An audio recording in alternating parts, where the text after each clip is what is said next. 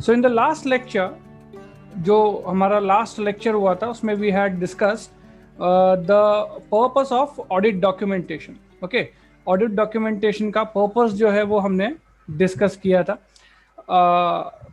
मैंने आपको कल भी कहा था कि just have to remember 4 to 5 points, सभी पॉइंट्स आपको लिखने नहीं है. ओके, लास्ट लेक्चर में हमने 3 इंपॉर्टेंट पॉइंट्स एसए 230 से रिलेटेड डिस्कस किए. फर्स्ट, एसए 230 ऑडिट डॉक्यूमेंटेशन का definition. What is the definition of audit documentation? Second, what is the nature या what is an objective behind keeping audit documentation. Audit documentation रखने के पीछे objectives क्या होते हैं, या why will you keep proper documentation. तो 2 reasons होते हैं कि auditor अपना conclusion किस तरीके से auditors अपने conclusion पर आए, ये बताने के लिए आपके पास proper document होना चाहिए. और second, कल जाकर अगर आप फिर कोई केस करता है कि आपने काम बराबर से नहीं किया, नेग्लिजेंस किया है, तो एट दैट टाइम आपको अपने आप को प्रूव करने के लिए आपके पास प्रॉपर डॉक्यूमेंट्स होने चाहिए. ओके, सो ये 2 चीजों से रिलेटेड ऑब्जेक्टिव्स है. थर्ड हमने डिस्कस किया था purpose of audit documentation. Why audit documentation is maintained. Again 4 points इसमें हमने डिस्कस किए थे. पहला कि ऑडिट को प्रॉपरली प्लान करने में और ऑडिट को पूरा करने में मदद करते हैं आपके पास अगर वर्किंग पेपर्स हो गए तो. सेकंड, एक प्रॉपर डायरेक्शन देते आता है आपको आपके असिस्टेंट्स के काम को, उसी तरीके से उनके असिस्टेंट्स के काम पे आपको सुपरविजन और उनके काम का रिव्यू लेने में भी आपको मदद होती है. थर्ड पॉइंट था enables the audit staff to be accountable for their work. जो आपका ऑडिट स्टाफ है उन्होंने जो काम किया है उसकी जिम्मेदारी उन्हें देने में, असाइन करने में हेल्प होती है. और फाइनली जो इंपॉर्टेंट मैटर्स है, जो सिग्निफिकेंट मैटर्स है, उनको हम रिकॉर्ड कर पाते हैं हमारे पास. तो ये पर्पसेस ऑफ ऑडिट डॉक्यूमेंटेशन हमने कल डिस्कस किया था. यहाँ पे हमारा लेक्चर जो था, ये कल का लेक्चर जो था, ये क्लोज हुआ था. ओके, आज हम लोग इसके आगे का पॉइंट डिस्कस करेंगे.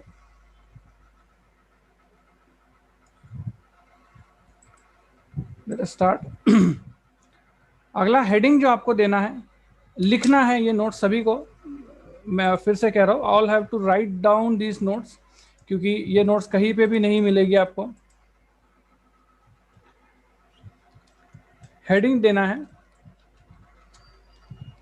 Factors impacting form, content and extent of audit documents. Okay, next जो टाइटल देना है आपको, फैक्टर्स अफेक्टिंग या factors impacting the form, content and extent of audit documents. अब इसका क्या मतलब है? देखो, कोई भी ऑडिटर होगा उसके पास at a given point of time बहुत सारे क्लाइंट्स हो गए, बहुत सारे ऐसे क्लाइंट्स हो गए जिनका वो ऑडिट करता है, जिनके बिजनेसेस का वो ऑडिट करता है. कुछ क्लाइंट्स जो हो गए वो प्रोप्राइटरी कंसर्न्स हो गए, कुछ पार्टनरशिप फर्म्स हो गए, कुछ कंपनीज होगी. ओके, कुछ क्लाइंट्स का बिजनेस छोटा सा होगा, स्मॉल एंड मीडियम एंटरप्राइजेस होगी.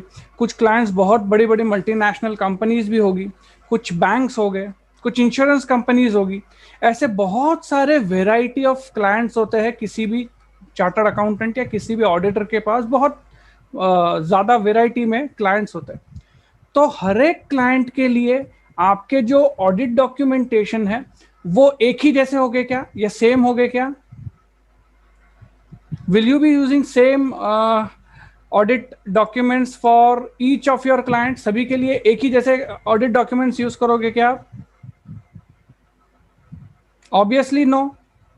ओके, आप चैट विंडो में या इसमें बता सकते हो, अभी हम लोग लाइव स्ट्रीम पर नहीं है. ओके, सो इसमें आप मेरे साथ इंटरैक्ट कर सकते हो जूम में.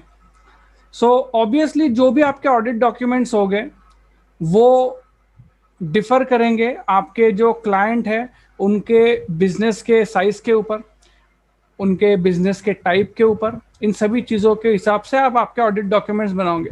फॉर एग्जांपल, जो कोई छोटा दुकान वाला है जिसका आप ऑडिट कर रहे हो, तो उसके लिए आप ज़्यादा डिटेल में ऑडिट डॉक्यूमेंट्स बनाओगे क्या? नो. ठीक है, लेकिन उसी की जगह पे अगर कोई बड़ी मल्टीनेशनल कंपनी है तो उस मल्टीनेशनल कंपनी के लिए ज़्यादा डिटेल में डॉक्यूमेंट्स बनाओगे, बहुत ज़्यादा एविडेंसेस आप कलेक्ट करोगे. Okay, So that is what I'm trying to explain. Just let me just wait. Screen sharing में इशू आ रहा है मेरे.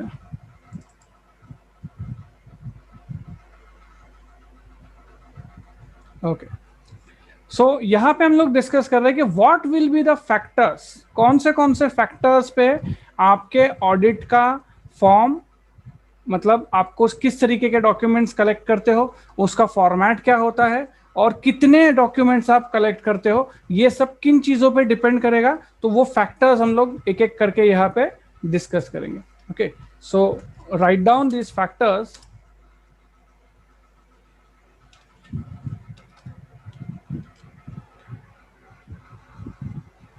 सबसे पहले वाला फैक्टर लिखिए, size and complexity of entity being audited. जिस ऑर्गेनाइजेशन का आप ऑडिट कर रहे हो, ओके, जिस ऑर्गेनाइजेशन का आप ऑडिट कर रहे हो उसका साइज और उसके बिजनेस के कॉम्प्लेक्सिटी पे डिपेंड करेगा कि आप कितने डॉक्यूमेंट्स गैदर करते हो और किस फॉर्मेट में डॉक्यूमेंट्स को गैदर करते हो. जैसे मैंने अभी भी कहा कि अगर कोई छोटा बिजनेसमैन है, कोई छोटी दुकान है या कोई छोटा फैक्ट्री का आप ऑडिट कर रहे हो, तो उसका बिजनेस का साइज अगर स्मॉल है तो बहुत ज्यादा डॉक्यूमेंट्स आप गैदर करोगे क्या, या बहुत कॉम्प्लेक्स नेचर की बड़ी सी कोई ऑडिट फाइल बनेगी क्या आपकी? नहीं. Okay, your extent of documentation, your format of documentation will be very limited, क्योंकि बिजनेस बहुत छोटा है. लेकिन इसी के अगेंस्ट अगर आपकी जो ऑडिट फर्म, आप जिस कंपनी का ऑडिट कर रहे हो वो एक बड़ी कंपनी है, बहुत ज्यादा टर्नओवर है, बहुत सारे सेल्स है, बहुत सारे कस्टमर्स है, पूरे इंडिया में उनका बिजनेस जो है वो फैला हुआ है, तो ऐसे केस में आपका जो ऑडिट फाइल बनेगा या जो आपका ऑडिट डॉक्यूमेंटेशन बनेगा वो साइज के मैटर में भी ज्यादा डॉक्यूमेंट्स आप कलेक्ट करोगे और कॉम्प्लेक्सिटी भी, जो आपके डॉक्यूमेंट्स कलेक्शन, आपने जो डॉक्यूमेंट्स कलेक्ट किए हैं उनके कॉम्प्लेक्सिटी भी आपकी जो है वो बढ़ेगी. ओके, सो आप कौन से ऑर्गेनाइजेशन का ऑडिट कर रहे हो इस पे डिपेंड करेगा कि आपके पास कितने डॉक्यूमेंट्स आप कलेक्ट करते हो, क्या आपके डॉक्यूमेंटेशन का साइज होता है. Second, identified risk. सेकंड है आइडेंटिफाइड रिस्क.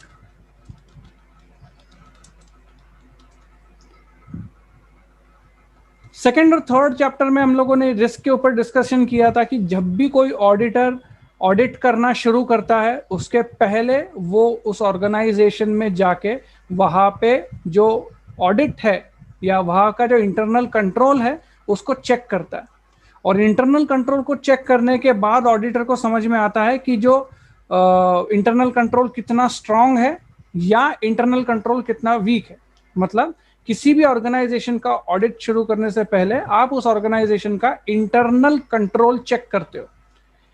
अगर इंटरनल कंट्रोल स्ट्रांग है तो आप ऑडिट का जो स्पैन है वो कम कर लोगे, सभी चीजें ऑडिट नहीं करोगे, टेस्ट बेसिस पे ऑडिट करोगे और जल्दी से आपका ऑडिट खत्म करोगे.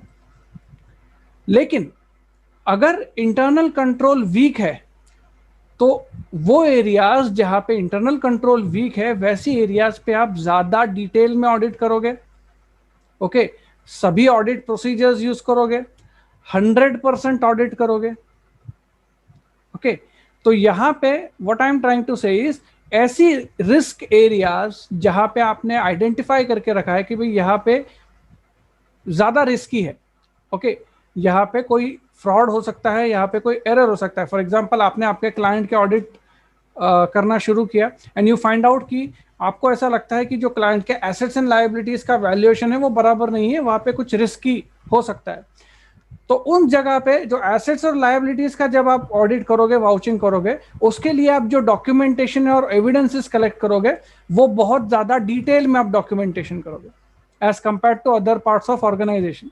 ओके, इन शॉर्ट जहां पे भी जो रिस्की एरियाज होगी ऑडिट की, वहां पे आपके डॉक्यूमेंट्स जो रहेंगे वो आपको ज्यादा कलेक्ट करने हैं और ज्यादा एक्सटेंसिव डॉक्यूमेंटेशन करना है. जहां पे इंटरनल कंट्रोल स्ट्रांग रहेंगे वहां पे ज्यादा डॉक्यूमेंटेशन या ज्यादा एविडेंस कलेक्ट करने की जरूरत नहीं है. Okay, so this is the second point. Third point is nature of audit programme. Okay, किस तरीके से आप ऑडिट कर रहे हो उस पर भी डिपेंड करेगा कि आप कौन से डॉक्यूमेंट्स गैदर करते हो। अगर आप एनालिटिकल रिव्यू कर रहे हो, मतलब डिटेल में चेक नहीं कर रहे, जस्ट एनालिटिकल रिव्यू कर रहे हो, रेशियोज और फिगर्स जो है पिछले बैलेंसेस के साथ इस साल के बैलेंसेस को चेक करके एनालिटिकल रिव्यू अगर आप सिर्फ कर रहे हो, तो उसके हिसाब से आप डॉक्यूमेंट्स मेंटेन करोगे। डिटेल्ड एनालिटिकल रिपोर्ट आपके ऑडिट फाइल में होनी चाहिए कि किस तरीके से आपने ऑडिट किया। अगर आप सब्सटैंशिएटिव तरीका यूज कर रहे हो, मतलब हर एक ट्रांजैक्शन को अगर आप डिटेल में चेक कर रहे हो, तो अगेन आपके ऑडिट प्रोग्राम में प्रोसेस लिखी होनी चाहिए कि किस तरीके से आप सब्सटैंशिएटिव ट्रांजैक्शंस ऑडिट कर रहे हो, पहले कौन से ऑडिट फाइल्स आपने चेक किए, उसके बाद आप कौन से ऑडिट फाइल्स चेक करोगे वगैरह।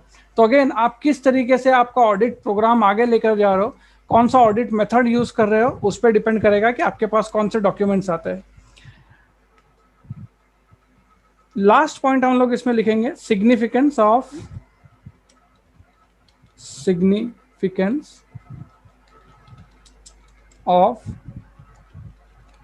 Audit evidences obtained. Significance of audit evidence obtained.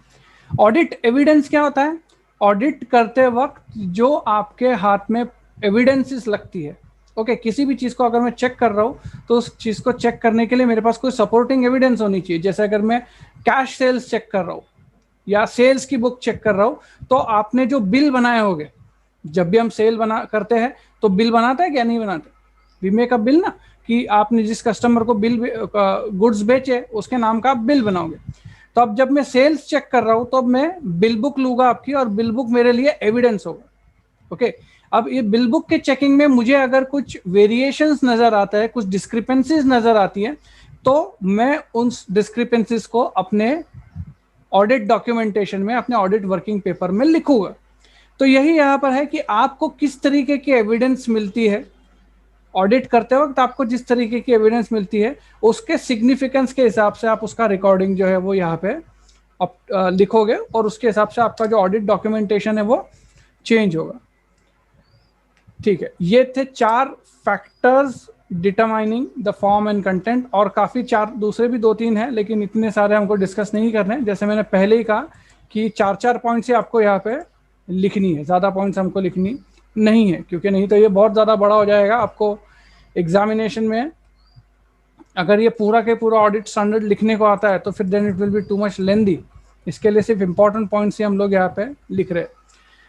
Next जो पॉइंट हम लोग डिस्कस करेंगे वो है ओनरशिप ऑफ वर्किंग पेपर्स।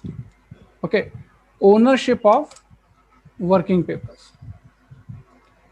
अब ये जो भी ऑडिट के वर्किंग पेपर्स है, जो हम ऑडिटिंग के दौरान हमारे पास हम बना रहे हैं, हम हमारी फाइल में इसको रख रहे हैं, ये किसके ऑडिट पेपर्स है, ये किसकी प्रॉपर्टी है, और who is the rightful owner of this working papers, इस पे हम लोगों को अभी थोड़ा सा एक डिस्कशन करना है।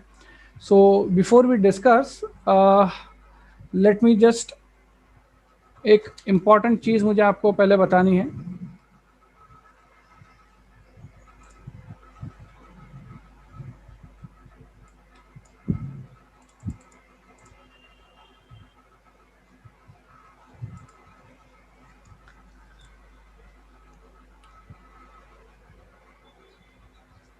जो ऑडिट होता है, जब भी आप ऑडिट करते हो तो ऑडिट आपको किस तरीके से करना है, इसके लिए स्टैंडर्ड्स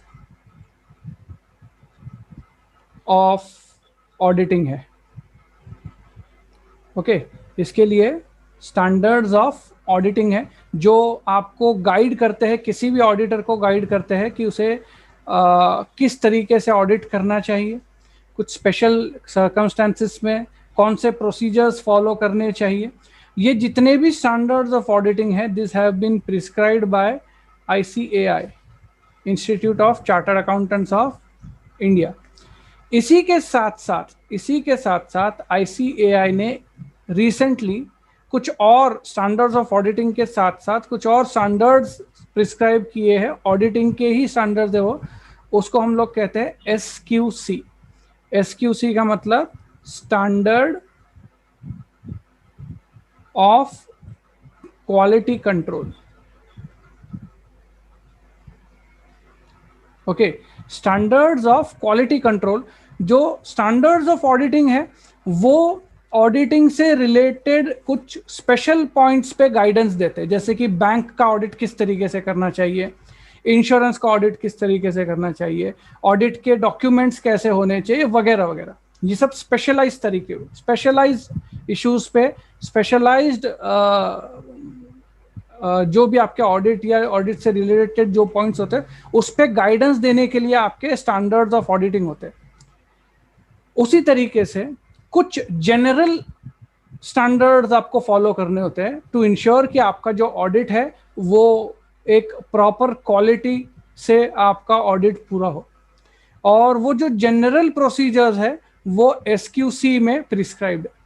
ओके, तो पहला SQC जो है, स्टैंडर्ड्स ऑफ क्वालिटी कंट्रोल 1 जो है, वो ऑडिट डॉक्यूमेंटेशन के साथ डील करता है। आपको सिलेबस में SQC नहीं है। ओके, सो ये जस्ट आपके जनरल इंफॉर्मेशन के लिए मैं बता रहा हूँ कि सिलेबस में आपको SQC नहीं है। सिलेबस में सिर्फ आपको क्या है, स्टैंडर्ड्स ऑफ ऑडिटिंग है, वो भी बहुत ही लिमिटेड ऑडिटिंग के स्टैंडर्ड है, 3 या 4 स्टैंडर्ड्स आपको सीखने हैं। ओके, तो we are discussing standards of auditing SA-230। फिलहाल हम जो डिस्कस कर रहे हैं वो है SA-230। इसी के साथ साथ एक्चुअली जब आप CA की पढ़ाई करते हो तो इसी के साथ साथ आपको SQC1 भी सीखना होता है या पढ़ना होता है। SQC1 जो है वो कुछ जनरल गाइडलाइंस ऑडिट डॉक्यूमेंटेशन से रिलेटेड ही ले डाउन करता है, समझाता है। तो अभी फिलहाल SQC1 तो है नहीं और आप लोगों को सिलेबस में भी नहीं है, तो इसे हम डिस्कस नहीं करेंगे, लेकिन स्टिल यहाँ पे कहीं ना कहीं हम उसको मेंशन जरूर करेंगे। ओके, तो कंफ्यूज नहीं होना कि सर ये SQC कहाँ से आया। SQC भी जो है वो एक टाइप का ऑडिटिंग स्टैंडर्ड ही होते हैं जो इंस्टीट्यूट ने प्रिस्क्राइब किए होते हैं। तो अब यहाँ पे हम लोग सीख रहे हैं कि ऑडिट का जो वर्किंग पेपर आप बनाते हो या जो भी आप ऑडिट के डॉक्यूमेंटेशन कलेक्ट करते हो, ये डॉक्यूमेंटेशन किसके पास होने चाहिए, who should be the owner of the working papers. Okay, so इसमें आप पहला पॉइंट लीजिए, as per standards on quality control 1 SQC1, audit documents या audit working papers are the property of the. As per SQC1 standards of quality control 1, जो audit documents होते हैं, मतलब जो डॉक्यूमेंट्स ऑडिटर ने ऑडिटिंग के दौरान एज एन एविडेंस कलेक्ट किए हैं, वो डॉक्यूमेंट्स या वो जो वर्किंग पेपर्स होते हैं वो ऑडिटर की प्रॉपर्टी होती है। They are not the property of client. Okay, client आपसे ऑडिट वर्किंग पेपर्स डिमांड नहीं कर सकता। Okay, why? Because these are the property of whom? These are the property of auditor. Okay, ये पहला point. Auditor की जिम्मेदारी है, auditor जो है उसको ये वर्किंग पेपर्स या ऑडिट डॉक्यूमेंट्स जो है वो संभाल के रखना है। ऑडिटर में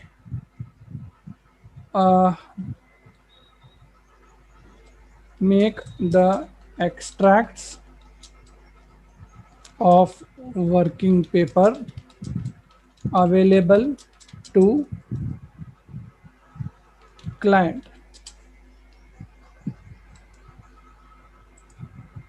अगर क्लाइंट आपको रिक्वेस्ट करता है या क्लाइंट आपसे कहता है कि सर हमको आपके वर्किंग पेपर्स सिर्फ देखने हैं कि भाई हमसे क्या गलती हुई है या क्या डॉक्यूमेंटेशन हमसे कम हो रहा है, ये इतने पर्पस के लिए ऑडिटर जो है वो अपने वर्किंग पेपर्स के एक्सट्रैक्ट्स, सभी डॉक्यूमेंट्स नहीं है, एक्सट्रैक्ट्स, कुछ पार्ट कॉपी करके क्लाइंट को रेफरेंस के लिए दे सकता है, लेकिन परमानेंटली आपका क्लाइंट जो है वो ऑडिटर से डॉक्यूमेंट्स मांग नहीं सकता, क्योंकि जो ऑडिट डॉक्यूमेंट्स होते हैं वो क्लाइंट के नहीं होते, वो किसके होते हैं?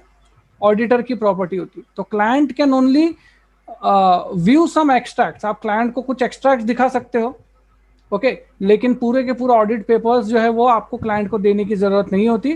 वो ऑडिट पेपर्स जो होते हैं वो आपकी प्रॉपर्टी होती है, वो ऑडिट पेपर्स आपको संभाल के रखने होते हैं, ओके। जब भी आप ये ऑडिट पेपर्स देते हो, however care should be taken, however care should be taken that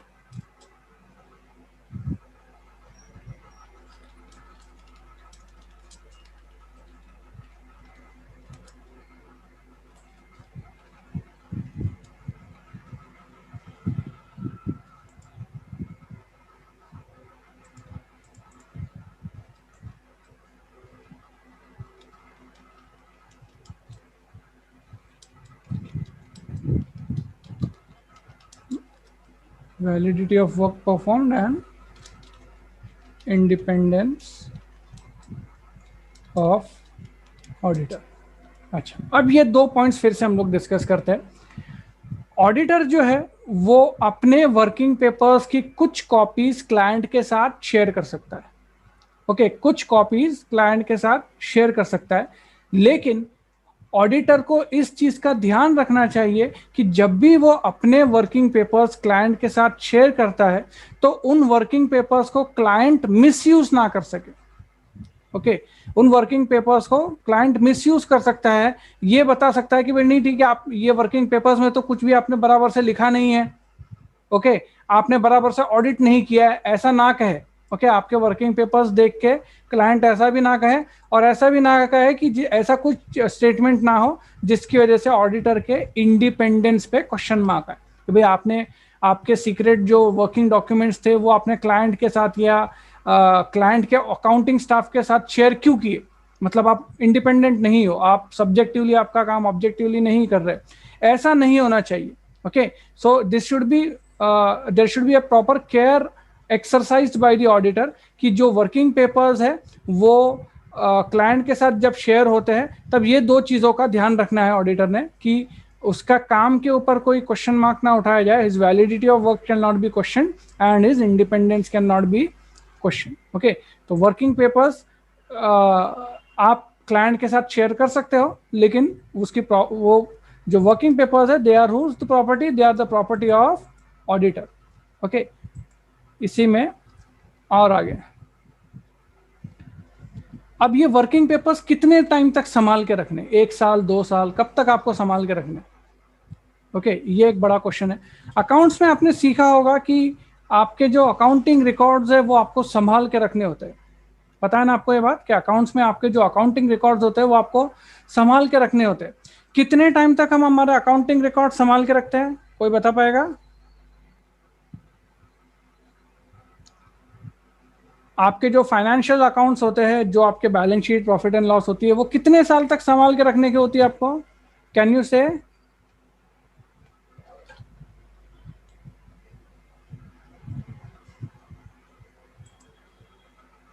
8 years, 5 years, 10 years, कितना एग्जैक्ट कितने हैं?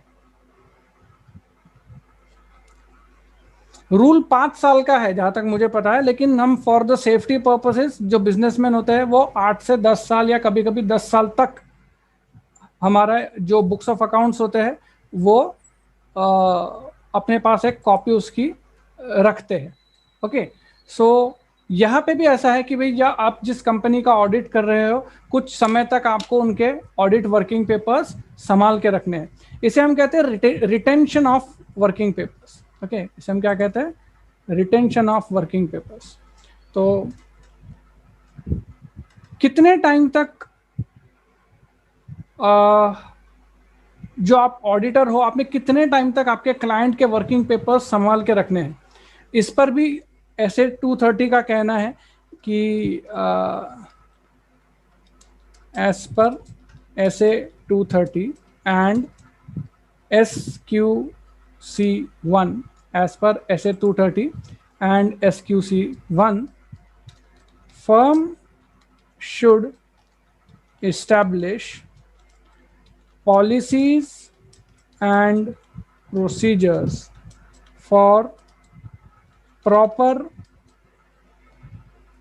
retention and safe keeping of audit documentation.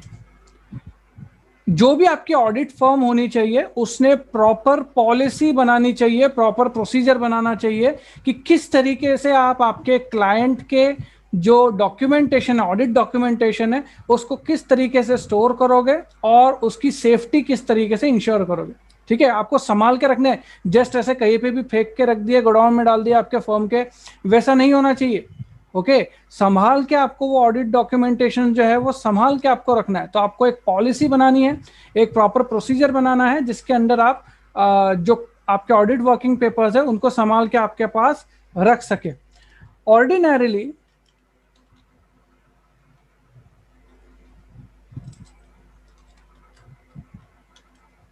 Working papers और audit documents have to be retained for a period of 7 years। Ordinary rule क्या है, कितने साल तक आपको वर्किंग पेपर संभाल के रखने हैं? तो आपको 7 साल तक ऑडिट के जो डॉक्यूमेंट्स है वो संभाल के रखने। 7 साल कब से शुरू होते हैं? From date of auditor's report.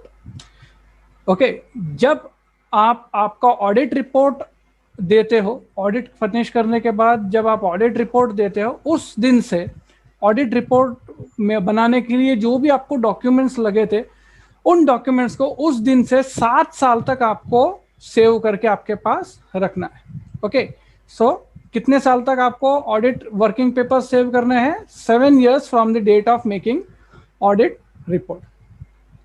तो यहाँ पे हमारा 65-66% सिलेब जो SA 230 का डिस्कशन है वो खत्म हो जाता है। अभी सिर्फ ऑडिट फाइल और कंप्लीशन मेमोरेंडम हमको डिस्कस करना है, जो हम कल के लेक्चर में डिस्कस करके ये पूरा के पूरा चैप्टर जो है वो खत्म करेंगे।